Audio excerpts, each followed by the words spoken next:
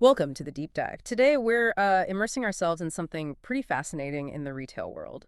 It's a consultancy trying to do something quite bold, take the super structured, high pressure world of TV shopping and basically transplant it onto, well, the fast paced, sometimes chaotic frontier of social commerce, specifically TikTok Shop. We're diving deep into Live Sell Academy, or LSA. That's right. I mean, for brands looking at live commerce exploding, the big question isn't just should we go live, it's how do we make these streams actually work? So our mission today is really to unpack LSA's whole blueprint. We'll look at their methods, the specific metrics they focus on, how they turn eyeballs into actual sales. And what really makes LSA stand out right off the bat is their background. Their credibility isn't just theoretical, it's built on decades of, well, proven sales results. LSA was founded by Phil Goodall and Gavin O'Brien. These guys are veterans. We're talking a combined 30 plus years running live retail at QVC. Yeah, and this isn't small potatoes either. Their track record is just massive. Think about this. Over 1 billion pounds in revenue generated. That's from something like 250,000 live sales shows. And the brands they've worked with, Dyson, Clinique, Skechers, Ted Baker. It's a real who's who. That's a serious legacy. Absolutely. And they're clearly not stuck in the past. They launched just this year, May 16th, 2025, as an official UK TikTok Shop partner. That title alone tells you they're seen as a key player in coaching for social commerce performance, kind of bridging that gap between polished TV and native digital stuff. Exactly. And what's really interesting, I think, is their core idea. They're not about chasing, the latest TikTok trick or viral hack. They're explicitly selling TV standard coaching structure, professional broadcast strategy. They bring that discipline needed to handle intense pressure and sell huge volumes live. That's something, frankly, most native social brands just don't grasp yet. And remember, Phil Goodall himself helped steer QVC UK back to, was it 5 straight quarters of growth? He gets structure. Okay, right. So let's get into this professional method. The core of their training seems to be this proprietary framework. They call it the Real L method. 4 steps. And it sounds like it's their whole roadmap for boosting conversions by focusing on, well, maybe what gets lost sometimes on social media, authenticity, and really deliberate storytelling. Spot on. And it starts exactly where it needs to on TikTok, stopping that scroll. The first step, R, is for radiate. Radiate on-air presence. It's all about grabbing attention instantly. This means really mastering body language, eye contact through the camera lens, which is tricky, and using your tone to build trust fast. The goal is simple, really. Make the host the person they watch and buy from. Okay, that makes sense coming from a QVC background where hosts are so polished, so confident. But hang on, isn't TikTok all about being lo-fi, spontaneous, sometimes even a bit messy, that raw authenticity? Does it too much radiance, that QVC polish, risk-looking, I don't know, overly produced, maybe even fake to a TikTok audience? Ugh, that's the tightrope they have to walk, isn't it? And their answer seems to be about nuance. They argue Radiate isn't about being some kind of perfect plastic robot. It's about being confidently human. So they coach hosts to have that broadcast level confidence, which projects trust, yes, but still leaves room for, mistakes, little personal chats, genuine reactions. Yeah. Think of it as the difference between being a stiff salesperson and like an expert friend who's letting you in on a great secret. You need that broadcast confidence to handle the live chaos, definitely, but you need that social transparency to actually earn the sale. I see. Okay, so confidence but human. Once you've radiated enough to get them to stop scrolling, you move to E for engage. This sounds like turning those viewers into actual fans connecting properly. How do they sort of make that happen in practice? Well, it's very interactive, very immediate. It involves using things like quick polls, shouting out usernames, making people feel seen, basically, and crucially, handling live questions and objections with real empathy, not just batting them away. They really emphasize that the host needs to engage like someone who genuinely gets the product and understands what the viewer might be thinking or needing, not just rattling off marketing points. It's that depth of engagement that keeps people watching longer and builds loyalty. Right, deeper engagement, and that sets up the actual sale, presumably. Next is A for align. This sounds like where the pitch really changes gear, moving away from just listing specs and features towards sensory language and stories. Yeah, this is probably the biggest thing they bring over from broadcast retail. You have to sell the experience, the transformation, not just the thing itself. Like, think about how LSA might coach someone selling, say, a fancy vacuum cleaner versus maybe some skincare.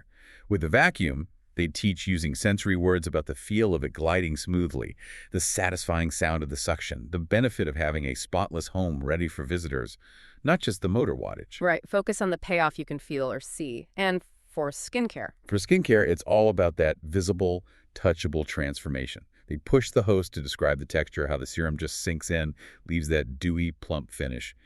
Not just list the ingredients, it helps you, the viewer, mentally picture yourself using it, feeling it. And that's the step right before you think about clicking buy. Okay, makes sense. And then finally, the close, L, for lift buying barriers. After building all that trust and desire, you've got to make buying easy, obvious. What specific tactics do they use here? So this is where the strategy really kicks in. It's about thinking ahead, preempting objections, having answers ready for FAQs, all handled right there in real time. And critically, using urgency and scarcity. But smartly, not in a pushy way. We're talking live-only exclusives, special bundles that disappear when the stream ends, maybe specific voucher codes dropped only during the broadcast. The urgency comes from the limited opportunity, the value for the live viewer, not just manufactured panic. So the pressure isn't the host yelling, buy now. It's the genuine scarcity of a good deal tied to that live moment. Clever. And you mentioned briefly underpinning all this is LSA's sort of value system, AAIU. Exactly. Authenticity, empowerment, integrity, openness, and understanding. They see those as the bedrock. Their argument is if you try the real framework without living those values, any attempt to build genuine trust with a, let's face it, pretty skeptical social audience is just going to fall flat. That structural rigor, it definitely clicks when you think about their QVC roots. But okay, does all this coaching, this pressure, actually deliver results that scale?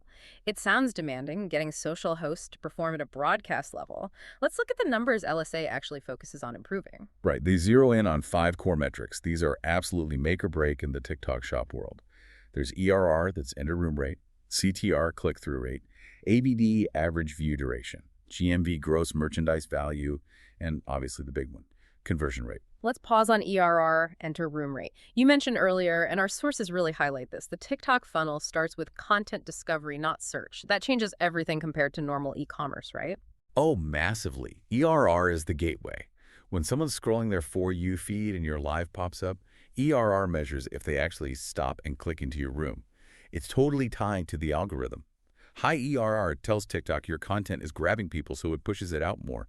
Think about it. In regular e-commerce, someone probably searched for red running shoes. On TikTok, you have to convince them to even enter the room about shoes they didn't know existed 2 seconds ago. LSA's Radiate step. That's all about boosting that critical ERR. Got it. And then AVD, average view duration. You said unoptimized e-commerce might get, what, 54 seconds of engagement? Yeah, around that. And LSA's aiming for AVD figures up to, wait for it, 30 minutes. This is where engage and align really pay off. If someone sticks around for half an hour, they're deeply invested in the host, the story, the product. And TikTok loves this because long AVD means people are staying on the platform longer. It proves your stream is watchable, which means the algorithm is more likely to favor that host in the future. And the bottom line. The results comparison is pretty stark. Unoptimized e-commerce sees maybe 3% conversion and like 70% of carts abandoned. Yeah, dismal numbers, really. But LSA's optimized live shopping model, they're claiming performance up to a massive 30% conversion rate, plus that 30-minute engagement and up to a 30% drop in cart abandonment. That's literally a tenfold jump in conversions. Tenfold. That's taking a brand from typical digital performance straight into, well, professional broadcast retail efficiency territory. The implication is huge. LSA isn't just tweaking clicks, they're optimizing the entire trust transaction for a high-volume platform like TikTok. Exactly. And they coach using the platform tools really strategically, too. They lean heavily on those conversion drivers, giveaways, vouchers, lucky draws, things that build excitement. But the really smart tactic seems to be how they teach using the pin tool. Ah, right. That lets the host highlight one specific product right on the stream itself so viewers don't have to dig through the shop link. Correct. And it's crucial because LSA's data suggests pinning a product strategically right when the host is nailing the align step, hitting those key benefits, can boost the click-through rate by up to 4.5 times. It just removes that little bit of friction, that moment where you have to stop watching the host, find the shop icon, scroll. The pin tool keeps your eyes, your focus, and the buy button all in one place. Okay, so we've got the human method, the real method, and the hard metrics. Who are the kinds of UK brands LSA thinks are best suited for this? It sounds like they focus on products that really pop visually, things you can demo easily. Yeah, the sweet spot seems to be direct-to-consumer brands, especially in beauty, fashion, lifestyle, where showing is better than telling. In beauty, they point to massive TikTok shop successes like Made by Mitchell, remember them? Generated $1 million in one 12-hour stream. That's the dream scenario, yeah. It really is. They also mention brands like UK Lash, The Beauty Crop, and Hair Syrup. That last one was a Dragon's Den success, already doing live stuff. These products are perfect for show and tell. You demonstrate the texture, how to apply it, the results, right there in real time. It feeds directly into that aligned storytelling. Makes sense. Yeah. And in fashion and lifestyle. They look for brands with a strong visual identity. Maybe you already have loyal followers, like House of CB, very social first already. Or Lucy and Yak, known for sustainable, colorful stuff. The live stream just becomes another way to show off their look. Hosts can demo the fit, the fabric drape, in a way static photos just can't. And it's not just smaller brands. They see potential for big online retailers like ASOS, especially with their beauty lines or own label clothing. Even niche, higher ticket items like PSCL beds, bespoke furniture. Why? Because that longer, trust-building, deep storytelling format works really well for justifying a bigger purchase. It definitely shows they offer more than just coaching hosts. They're getting into the operational weeds, too. Our sources mention 2 different technical setup tiers LSA advises on, covering everything from tiny budgets to full pro setups. Absolutely. They seem very practical about it. For brands just dipping their toes in, there's the super low budget tier under 200 pounds. The focus there is just improving the basics. Get a decent external microphone. They mention things like the Hollyland Lark M2 and some simple diffuse lighting. Just doing that instantly makes the audio clearer and the lighting less harsh. Solves the biggest rookie mistakes right away. But then for brands serious about hitting that QVC quality standard that, Goodall and O'Brien come from, the professional setup list is pretty detailed. Oh yeah, they expect operational rigor if you want top results. Right. We're talking dual camera setups. They recommend specific models like maybe 2 Sony a6400s, professional audio gear like Rode Wireless Pro mics, or even shotgun mics, and using proper streaming software like OBS Studio. Why the need for 2 cameras and OBS for just a TikTok stream? Why not just use a phone? It's about hitting that broadcast standard again. 2 cameras lets the host talk directly to one camera, maintain that connection, while the second camera gets those really nice close-ups, demo shots of the product. It makes the aligned step much more visually compelling. And OBS Studio, that lets you do professional graphics, layer information on screen, switch smoothly between cameras. It keeps the stream dynamic, which helps maintain that long average view duration. And operationally, they push for a 3-monitor setup, which sounds intense. 1 for notes, 1 for OBS, and 1 specifically for a GMV dashboard. Why is seeing the gross merchandise value in real time so vital for the host? Now that's the QVC data brain really showing through. The GMV dashboard gives the host instant feedback. If they're talking about feature X and suddenly see sales dip, they can react immediately. Maybe drop that limited time voucher they had ready, switch to a different demo angle, or ramp up the urgency for the lift bonding barrier step. It basically turns the live stream into real-time, data-driven selling. The host isn't flying blind. They're adjusting tactics based on what's actually happening with sales second by second. Wow. And they even get into the physical set design, keep it clean, branded colors, create depth. Yeah, it's the whole package, isn't it? Connecting Yeah. the tech, the presentation, the sales strategy, all aimed at hitting those frankly, incredible conversion numbers. So wrapping this up, what does it all suggest? We've seen Live Sell Academy basically weaponizing QVC's broadcast discipline and structure for the social commerce age. They seem to be cracking the code on turning that initial content discovery into genuinely authentic, high-converting sales moments. I think the fact that these QVC veterans are making such a big move into TikTok Shop really confirms something important. The platform's new, yeah, the audience behaves differently, sure, but those core principles, structure, real engagement, authenticity, they're timeless and clearly very valuable. But here's the final thought, maybe for you, the listener, to mull over. If traditional e-commerce starts with someone searching somewhere, they already want the product, basically, but the TikTok Shop funnel starts with discovery and relies on metrics like just getting someone into the room. How much does a brand need to fundamentally rewrite its actual product story, not just its host training, to win over an audience that wasn't even looking for them a moment before they went live?